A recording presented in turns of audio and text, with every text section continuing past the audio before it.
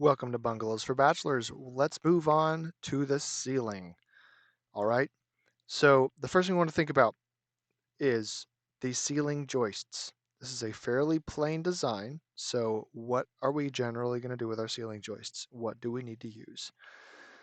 So, we got three areas to kind of deal with. We got this vaulted ceiling, we got this porch, and there's the back half of the house, which is all the same ceiling plane. So, first question is kind of a trick question. What's the ceiling that we have here? Do we have ceiling joists? The answer is no, we do not. This is a vaulted ceiling. The sheetrock will be attached to our rafters, which we already decided would be 2x6s over here. Okay, so that's fine. We leave them alone. We don't need to put or design or think about ceiling joists in this room right here. So the porch. Well, we said we're going to do this truss thing over the porch, and just in case it's not clear, we're going to do ceiling joists across that whole distance. So 2x6. They're the same ceiling joists. It's a small distance. 2x6. You pretty much never want to use a 2x4. That's just a bad idea. 2x6 ceiling joist. Let's just do CJ. Ceiling joist. Southern yellow pine number 2, 24-inch on center. Part of the reason we want to use 2x6s is occasionally you'll get a knot or something pretty big in a board, and if it makes less of a difference in a 2x6. If it's a 2x4, it can be a significant chunk of the depth of the board, and that's just a bad idea. So just kind of go with minimum 2x6 for structural members. An exception being like a header or something in a wall because it's a doubled up member usually. There's usually two. So that takes care of the porch. Cool. We're going to do some 2x6 ceiling joists across there. All right. So now the rest of this house. Well, pretty simple. We got 20-foot wide, and you could buy 20-foot boards. So let's just keep it simple and try to span left to right all the way down the whole house. So we don't need to put individual boards from here to here and here to here and here to here and here to here, and then here to here and here to here and here to here and here to here. We don't have to do that. We could, if we wanted to specifically handle smaller pieces of wood, we could totally do that. It would be somewhat of a waste of lumber though, because normally what's going to happen is you're going to have to buy, in this case, let's see, this would be 12.5 inches. So you could buy a 12-foot board to go across the master bedroom and be in line with that wall. But on the other side, you would need to buy an 8-foot board. So there really wouldn't be that much waste here in this case. Um, sorry, an 8-foot board would not work because that only gets you to the wall. It doesn't get you on the wall. So you'd have to buy a 10-foot board, and it would stick out 2 feet into the room this way if you didn't cut it off. So it's a bunch of extra lumber. It's probably cheaper to just buy the 20-foot boards, and then you don't have to make a cut. You just lay them all out. They all follow the same pattern. So we're going to go with that. We're going to aim for the all the way across the 2x4, 2x6s, 24 inches on center. Now, what size do we need? That's going to be determined by the span here. All right, so I'm spanning, what's the longest span? That's what I should ask, right? So in this case, I've got this bedroom here, and this span, the clear span, is, set my scale on my sheet, 11 foot 1. All right, so I'm going 11 feet there. And I got a ceiling joist. Southern yellow pine number 2, 24 inches on center, can go 14 feet as a ceiling joist with no attic. So that's fine. And the master bedroom, what do I got here? What's this distance? Clear span inside to inside is approximately 11 foot 5. So I'm still fine there. I'm still good. And that's with no attic. So there's an attic access here. In this case, it would be wiser just to, maybe put your attic stuff up here where there's a bunch more walls, just because then you can still use 2x6s and you're totally fine on later spans. If you really wanted to know, you could go check the attic storage table in the International Residential Code, find the 10 pounds per square foot dead load and 20 pounds per square foot live load table, and then say, okay, how much can a 2x6, 24 inches on center go under that loading scenario? And then you'll know if it works or not. And then you can maybe expand your attic space, maybe not. So 2x6s, that's going to do it. So we're just going to pretty much make this whole roof and ceiling out of 2x6s. So what that means is I'm going to go from here. Oops, this guy. I'm going to go across the whole house. Use 2x6 ceiling joists at 24 inches on center, southern yellow pine, number 2. Okay, so it's written here. It's kind of messy written right there. I'll move it over. Move it all the way outside. All right, so I pulled it all the way outside. I know I'm using ceiling joists over here.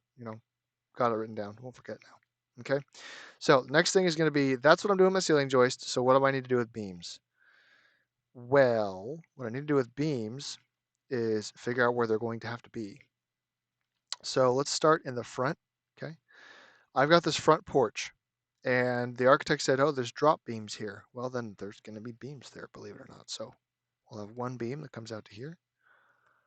We'll have one beam that comes out to here. One beam that goes back to here into the wall. Now, it's important to keep these beams in mind that they're continuation of the top of the wall. So these are drop beams because they're going to be dropped down so that the top of the beam is flush with the top of the wall. That way all the roof framing and ceiling framing is all in line with each other. So that takes care of those. Where's the next beam we'll need? Well, that's a ridge beam. We're not concerned with that one because it's not for the ceiling. So, not for the flat ceiling anyway. So right here, I've got to define this edge. Now, technically, my rafters are going left to right here, and they're not really going to land on this. They're going to be either up here on the ridge on the ridge or the beam here, or they're going to be sitting on the wall. There's not going to be roof weight sitting here. Now, what will be sitting here is a small amount of pony wall that has sheetrock nailed to it. So there will be some weight on top of this. And even if there wasn't, you really don't want to define a leading edge like this with one ceiling joist, because what if it's not straight? What if it warps over time? What if something hits it? You want this to be a good stiff spot in the house. So you just don't leave it as one board. So we're going to say it's a beam. Now it could be as simple of a beam as, just like a double 2x6 or something. We'll figure out when we calculate it later, right? But we'll figure it out. So we're going to need that one to go there. So the next thing we think about is, where else would we support our ceiling joist? Because the roof's supported. We don't need beams for the roof. So where else do we need support for the ceiling as we go through this? Well, I got wall to wall to wall, and none of this is overspan, so it's all supported all the way through here. Wall to wall to wall to wall to wall. So I've got lots of support for my ceiling joists. Even in the master bedroom, we said this width was not enough to need more support, so it's cool. But we need some beams here on the back patio for the same reason we need them on the front porch. So we're going to add them in here. They're going to go into the wall, out to here. Just like that, all right? So those are the beams. Those are the ceiling beams we need for our project. All right, cool. So we've got our ceiling beams. Do we need any beam hangers where we got like one beam landing on another beam? And the answer is no, because when we do these connections and things, we're just going to kind of like overlap these into each other. And I can draw what that would look like from the top. Normally when you do this, if it's just regular commodity lumber, which it would be in this case because these are not crazy spans, the intersection would probably look something like this. You're going to bring one ply of one beam over. You're going to bring another ply of another beam over. Then you're going to do this one. And then you're going to do this one. And then each time you do this, you're going to nail here. You're going to nail into here. And you're going to nail into here as you build it. So it's going to get super well connected, super rigid. It's not a problem. And you've got tons of bearing area. There's no crushing like support problems. So that's mostly likely how that's going to go. So no hangers. These are just going to pop right into the these are going to pop right into the wall framing. They're going to be inserted in the wall, so there's no hangers here. No hangers anywhere. No beam hangers. Headers. All right, so we want to make sure we don't miss any headers. So we're going to go through the plan and color out our headers here. So starting in the front, where's our first header? Well, we got a door. That's going to have a header. We got windows, and these are far enough apart. They're going to be their own headers. So they will be their own headers. We have 3 more windows in here, so we'll go ahead and mark those up. Again, we're trying to use colors so these things pop out to us later when we're trying to select things and label things. We got 2 pocket doors here. All right, so we got to be careful. So we got a pocket door here.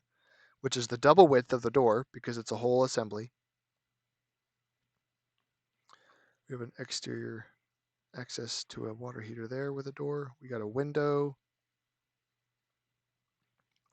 So what you're thinking about when you look at these headers, right, is each one of these purple lines is a place where I'm displacing a potential load from displacing weight from above, and I need a member there to do that, which is why we're highlighting these things so that we don't forget about them. It's all part of being very thorough, having a good idea for what all the materials are you're going to need for your plan. Don't think I missed any. I don't think I missed any going that way. All right. All right. So here's another window situation. These are 3-foot windows because it says so right here. All windows to be 3050 single hung with header at 7 feet. So the top of the window will be at 7 feet off the foundation and 3 feet 0 inches wide by 5 feet 0 inches tall, single hung. That's how we describe a window. And they're 3 foot 3 inches apart. So like I said before in the other plan, there's 3 inches in here for 2 jack studs, but we can't get a king stud in here, so we're just going to go all the way across with one board. Got a header there. And that seems to be, almost. There's one here. All right, so we got all the headers marked out. In terms of selecting things, we will kind of do that when we do calculations. So we're not going to be doing that now, but we've got them marked. And then floor blocking lines, there's no second floor here, so we don't need to worry about that. And attic storage area. Well, in this case, we're just going to intend our attic storage area to be small and where we got a bunch of walls and stuff. So it's totally stiff. And to do that, I'm going to grab a rectangle, and you can do that however you like. You can not do it if you want. Don't matter to me how you do it on your plan, but I'm going to do something like that. And bring up the opacity, change this to like something a little brighter. So there's my attic storage area right there. So I can't really get close to the roof, right? Because I can't fit anything there. And yeah, so that's good to go. That does not change the size of my ceiling joist. So that's enough for the ceiling framing. After this, we'll get into calculations.